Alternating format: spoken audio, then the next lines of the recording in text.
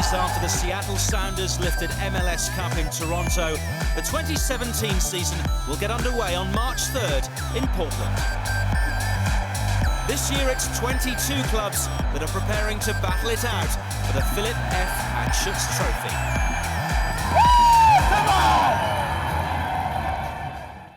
For those of you new to proceedings, this is how the whole thing works. This is MLS 101. MLS consists of 2 conferences with 11 teams in each. The Eastern Conference. I play in the East. And the Western Conference.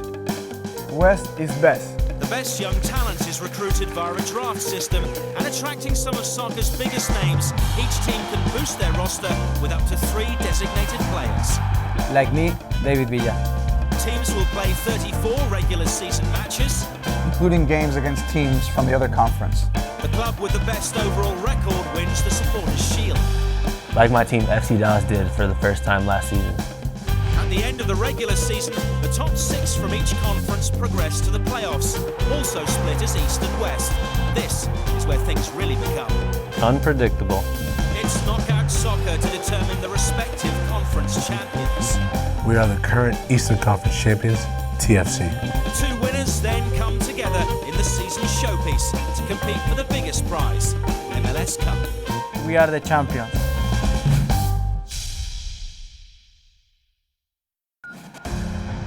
December 10th, 2016. The Seattle Sounders stepped into the red-hot atmosphere of Toronto FC's BMO Field. A tense affair ensued with limited opportunities for the visitors and the host star man Sebastian Giovinco nullified. In extra time, Josie Altidore thought he'd found a breakthrough for TFC. But Stefan Fry's miraculous save was to be one of the season's enduring images. Fate would be determined by a penalty shootout, and it fell to Roman Torres to claim a first MLS Cup for Seattle. For us, it was obviously amazing to win for the team, but it was amazing to win for our fans. Era un sueño salir campeón y después cuando llegamos a Seattle hicimos ese tour por la ciudad, fue increíble. La verdad que los fanáticos estaban en la calle, hacía frío y nosotros nos sentíamos frío porque estábamos felices de poder festejar con otra gente. La verdad que fue algo increíble. MLS Cup success completed an astonishing turnaround for the Sounders. When Uruguayan playmaker Nicolas Lodeiro joined from Boca Juniors only 5 months earlier, the mood at the club was somewhat different. El ambiente del equipo estaba un poco dolido, primero porque las cosas dentro de la cancha no estaban saliendo, los resultados no acompañaban y estaban últimos. With Seattle languishing at the wrong end of the Western Conference, popular head coach Siggy Schmidt was replaced by his long-term assistant Brian Schmetzer. I loved Ziggy, and it was tough to see him go because he did so much for my career personally, but Schmetz came in and really established an identity for the team and held people accountable, and kind of I think people got a little bit re-energized having that switch. Jordan Morris was at the heart of Schmetzer's rejuvenated side. The rookie striker's 12 goals in the regular season helped fire the Sounders into the playoffs. And key to that was the immediate partnership he established with new signing Lodeiro. Nico came in, Lodeiro, and he was a game changer. I obviously like to make some runs in behind, and he said, whenever I have the ball on my foot, just run, and I'll find you. La verdad que para mí como jugador es un placer y un honor jugar con Jordan. Es rápido, fuerte, hace goles. Y desde que llegué tuvimos una química muy grande con él. The duo are likely to be marked men after their 2016 heroics, and they head into the new season with the added pressure of being the reigning champions. La verdad que estoy muy ansioso para que arranque el campeonato porque va a ser mi primer torneo aquí en la MLS desde el comienzo. Entonces quiero ya que empiece y las expectativas son grandes, que nosotros queremos defender el título. You know, people will want to beat us, but again, it's the same goal going into this year that I think we need to start a little faster and hopefully don't fall into a rut halfway through the season, but try and win another MLS Cup. The 2017 campaign will see 2 new franchises join MLS. Minnesota United FC will take their place in the Western Conference. with a familiar face at the helm. Former Orlando City coach Adrian Heath is the man tasked with blooding the new franchise, just as he did for the Lions 2 years ago. For now, Minnesota have decided against designated players, but Heath has been reuniting with Kevin Molino after he made the switch from Orlando. In the East, Atlanta United FC could be the team to watch, having made some pretty bold moves. Carlos Bocanegra was brought in as technical director, and in the appointment of Tata Martino as head coach, they made a statement of real intent. Mi deseo era participar de un proyecto que yo considero totalmente atípico para el fútbol, y después de la experiencia de alta exposición que fueron Barcelona y la selección argentina, estaba buscando algo de esta naturaleza. Sinceramente es tanto el atractivo que este trabajo tiene para mí que cuestiones negativas no le encuentro demasiadas. With Tata in place, an exciting-looking roster soon started to take shape. They spent $8 million on a designated player, the 23-year-old Paraguayan Miguel Almiron. MLS stalwarts Michael Parkhurst and Jacob Peterson were also recruited, and in Kenwyn Jones they have a forward with a proven track record in the English Premier League. When you look through the history of the league, you can have teams that bring in all new fresh faces, or teams that have brought in all existing MLS talent, and I don't think either one of them is the recipe for success. You have South Americans, you have Europeans, you have the Americans, and everything is just like a beautiful melting pot at the moment, and we're just probably waiting for that bit of salt to come in just to season it all and get ready for the season. After months of talking, the squad finally got together for their first training camp in Florida in January.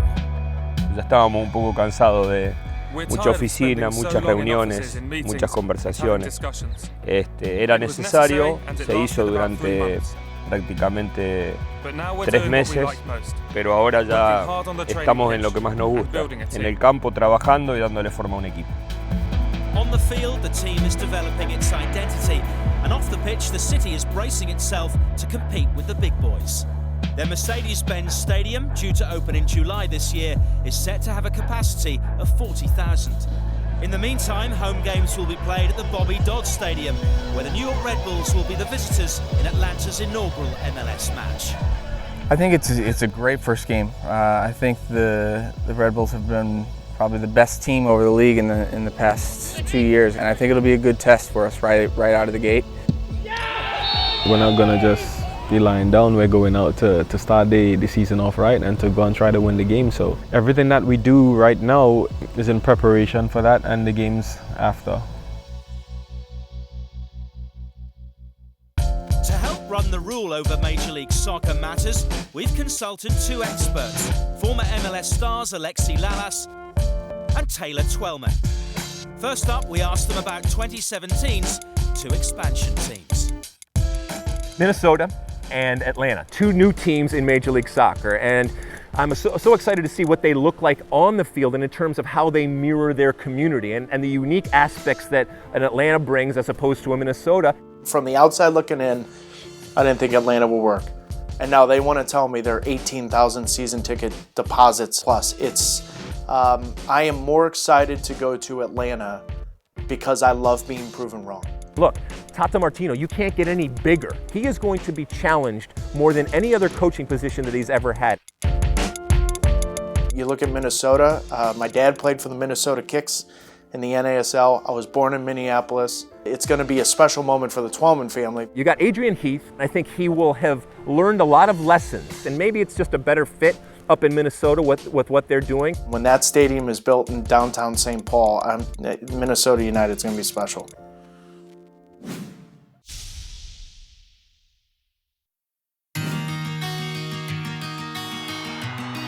Bradley Wright Phillips, New York Red Bull striker, 2016 MLS Golden Boot winner. Whatever you see your dad doing to anyone, not just me, you probably want to emulate that. Remember going to Crystal Palace game against Man United. I think it was at Wembley, like 1990, I must have been 5. I saw that game and yeah, it's just, ever since then it's something I've wanted to do.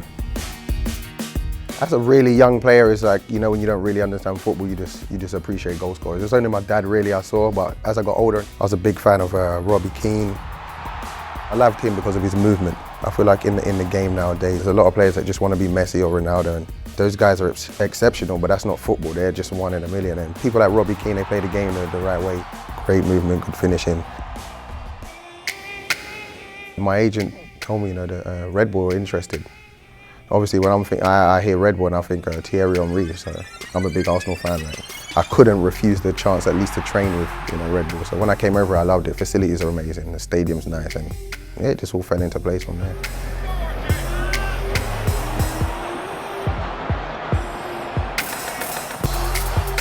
So I didn't think it was going to be a great standard, but it's very tough.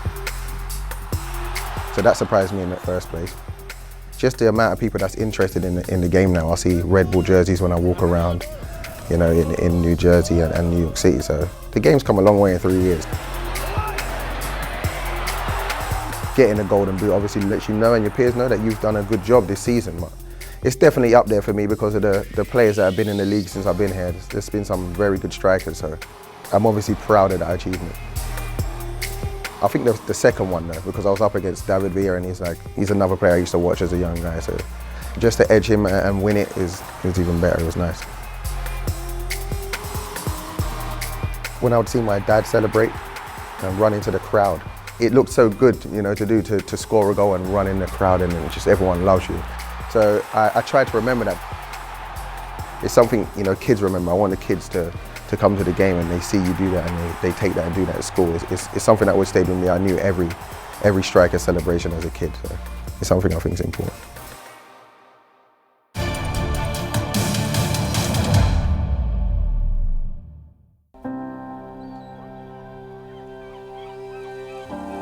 '16 marked the end of an era for the LA Galaxy and Bruce Arena. The 65-year-old called time on his tenure in Southern California as the lure of a return to the US men's national team proved too strong.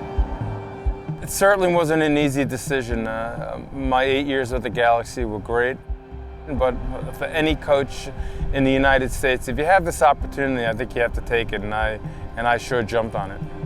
Arena's legacy at the Galaxy is one of huge success, having guided them to 3 MLS Cups. The most recent of those was in 2014, but they failed to make it beyond the conference semi-final stage in the last 2 seasons. Despite this, he believes they're ready to challenge again. I think the Galaxy are in great shape. A lot of players returning. Unfortunately, some injuries occurred last year. At the end, it took out some important players. They've lost some players as well, have acquired Jermaine Jones. I think they have a very good team, and they're a team capable of winning an MLS Cup in 2017. As far as the national team goes, there's a suggestion that Arena may look to MLS more than his predecessor, Jurgen Klinsmann, did. At his January training camp, there were recalls for the likes of Sasha Kljestan and Dax McCarty, and a maiden selection for Sebastian Lletget, hinting towards a clean slate. I'm not sure it's exactly a clean slate, but we're going to pick the best players to help us win games and be successful. So if it's players that play domestically or abroad, I'm okay with either situation. He's brought a freshness and a new mentality to the team. I think we've got a new style of play that we need to put out there, and everybody needs to work hard to get on the same page. But the way that he's brought the group together and the way he's pushed us in training has been great. The relationship between the national team coach and those in charge of MLS clubs is a crucial one. As someone who's been on both sides of the fence, Arena is tasked with making sure the national team and MLS are pulling in the same direction. I think in any country there's always a little bit of an issue with club and country. The club coaches have their job and responsibility, and so do I. However, in Major League Soccer, I think we're pretty supportive of each other, and the coaches want to see the national team do well. So I think we have a good environment here with the clubs and the national team program. As one chapter ends in Los Angeles, a new one begins for the men's national team. And Bruce Arena's knowledge of Major League Soccer could prove invaluable. Next up, we asked Alexi Lalas and Taylor Twellman for their ones to watch in 2017. I want to watch Kyle learn. It's 31 goals in 2 years. He's still young. I think he's got a little bit more pressure on him.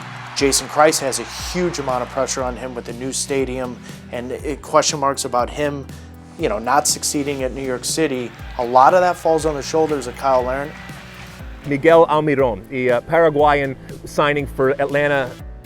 They spent $8 million for this type of player, central midfielder, and a lot of expectations on him individually, and Atlanta saying this is who we are. So I'll be interested to see not just how Almiron functions, but how the team functions around him and ultimately what Atlanta is going forward. Giovanni Dos Santos has always been an enigma to me. You watch him, technically very gifted, so nifty in tight spaces, great with both feet, chips a goalkeeper, but then for 85 minutes later you don't see him. Giovanni Dos Santos has the opportunity to be MVP and single-handedly lead the LA Galaxy. I'm just not sure he can do it for 34 plus games. Ian Harkes for DC United. You might recognize that name if you follow American soccer circles. Harkes, John Harkes was his father. I played with him in the World Cup in 1994. He has a son that is arguably better than him. We will see, but it'll be interesting to see if he comes in and is able to make an impact in a starting position right away, because there's some high hopes for a guy like that.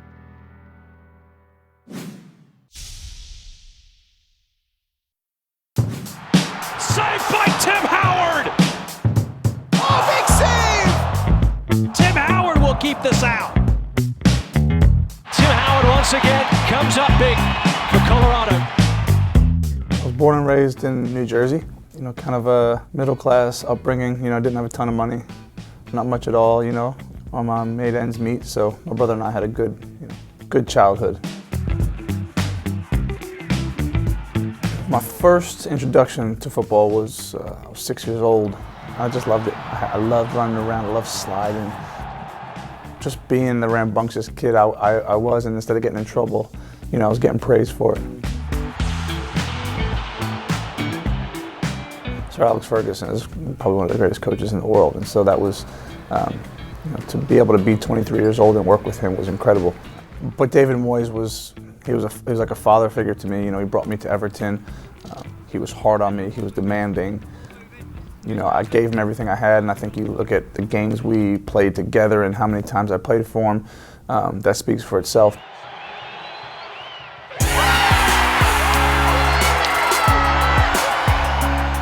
The older you get, the more you lean on your experience. You realize how crucial the mental side of the game can be, and how much, you know, communication and reading the plays are important. And I can make saves before I even have to make saves if I put people in the right position and I communicate. From the tactical side, what I found very quickly is if we as the Colorado Rapids could be technically sound, hardworking, and do everything as a unit, that we'd have a really good edge in a lot of games.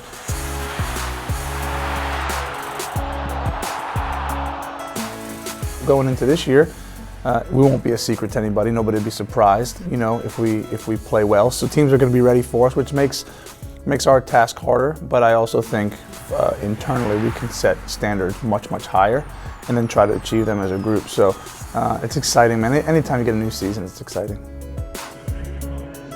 All of the teamwork and the foundation that I have as a person has been learned through the game of soccer, and yeah, you know. To say I'm indebted would be an understatement. It's quite literally given me everything. Tim Howard, goalkeeper, Colorado Rapids. As the players were being put through their pre-season paces, there was plenty of business going on away from the training field. Here's a roundup of the biggest deals and notable movers. Smarting from consecutive bottom place finishes, the Chicago Fire rocked the league with the shock capture of New York Red Bulls captain Dax McCarty. He joins former LA Galaxy midfielder Juninho and striker Nemanja Nikolic, the latter brought in from Legia Warsaw. But on his way out of the Fire is Sean Johnson, with the stopper now the new #1 at New York City FC. His arrival signalled the departure of Josh Saunders, who moved to Orlando City, where the defence has been bolstered by the signing of Jonathan Spector. After a lengthy career in England, it will mark an MLS debut for the man from Illinois. And the Lions have a brand new home for 2017, the 25,000 capacity Orlando City Stadium. The LA Galaxy had Keane and Gerrard-shaped holes to fill, and New head coach Kurt Arnalfo's first recruits were French winger Roman Alessandrini from Marseille and Jermaine Jones from Colorado. Forward Alan Gordon headed in the opposite direction to the Rapids. Another new man at the helm is Wilmer Cabrera, who is tasked with the job of reversing the fortunes of the Houston Dynamo. Amongst the new faces at the BBVA Compass Stadium is Panamanian international Adolfo Machado. The defender is likely to fill the boots left by David Horst, who will now shore up the back line at Real Salt Lake. Further up the pitch, RSL have invested in the creative talents of Slovakian midfielder Albert Rusnak. Saying farewell, club stalwart Javier Morales, who joins supporter shield holders FC Dallas as they move to cover Mauro Diaz's continued absence through injury. Oguchi Onyewu has spent his career in Europe up until now, but the veteran defender has joined up with the Philadelphia Union for the new season. Across at the Portland Timbers, it's bye-bye to the league's most iconic beard. Double MLS Cup winner Nat Borchers announced his retirement at the age of 35. They say never go back, but Sporting Kansas City have turned to old boy Souni Saad to boost their attacking options. And also returning to the league is Fredy Montero. The Vancouver Whitecaps secured the services of the Colombian striker, who remains the all-time leading goal scorer for their Cascadia Cup rivals, Seattle. Now, finally, from our men in the know, it's prediction time for MLS in 2017. So you want a prediction? Western Conference is literally flip a coin and see what happens. In the West, I see coming out on top, let's see, how about an FC Dallas once again finding a way to win that conference? If I had to pick one, I'll take Seattle, and I think the defending champs made some good moves, MLS type of moves with Harry Shipp, Will Bruin. If Clint Dempsey's back, you know, that's an interesting one. I like the Seattle Sounders in the Western Conference. I think the Eastern Conference is Toronto's to lose. I see in the East, NYCFC coming out on top, but not winning MLS Cup. I just look at that Toronto team, and I think Michael Bradley missing a penalty. I think all that left a sour taste. Javinko not even taking a penalty. I think they've got a chip on their shoulder to win that thing. Ultimately, in my crystal ball, I see, oh, it's coming to me, it's coming to me, it's coming to me. Yes, I see once again Toronto FC finding its way back to MLS Cup and finally winning MLS Cup. The reigning MLS Cup holders Seattle will have something to say about that as they start their defence of the title at Houston.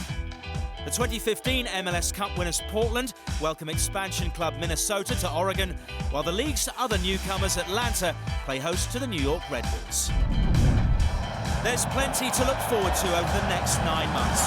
To whet your appetite, we'll leave you with some of the best goals from 2016. A showstopper from Dos Santos. He's looking at chip hard. That is absolutely sensational. The return for Shea is onside. He fires it in. What a finish. He steps up onto Laser. What a goal. This copyrighted telecast of Major League Soccer may not be retransmitted, reproduced, or rebroadcast without the express written consent of Major League Soccer.